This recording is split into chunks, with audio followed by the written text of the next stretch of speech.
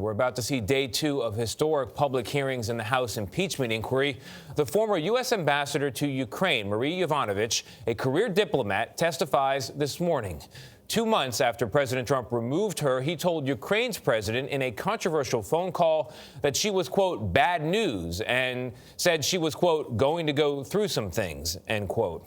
Nancy Cordes is on Capitol Hill for us. So, Nancy, good morning. How is this morning's hearing supposed to unfold? Well, Tony, Democrats see it like this. Day 1 of these public hearings on Wednesday sort of laid out this entire story from end to end. Now we hear from the woman who they see as Chapter 1, the first real casualty of this scheme that Democrats are now describing as bribery.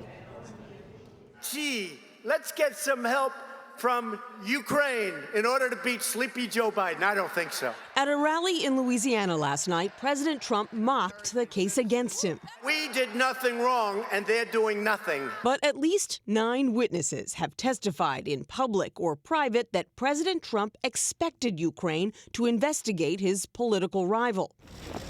Today, one of those witnesses, Marie Yovanovitch, will describe how she was told this spring to watch her back because the president's personal lawyer, Rudy Giuliani, and his business associates had mounted a concerted campaign against her. We were blocked by the ambassador who eventually got fired.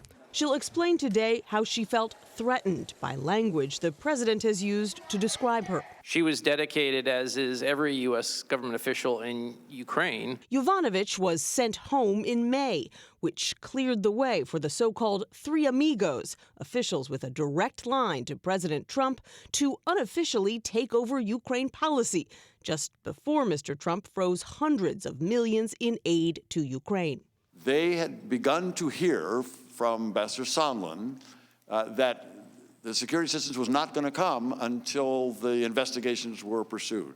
On Thursday, House Speaker Nancy Pelosi described the president's actions with a simple but significant word. Bribery. That word appears in the Constitution as grounds for impeachment. That's a very serious charge. What makes this a case of bribery? The bribe is to grant or withhold military assistance in return for a public statement of a fake investigation.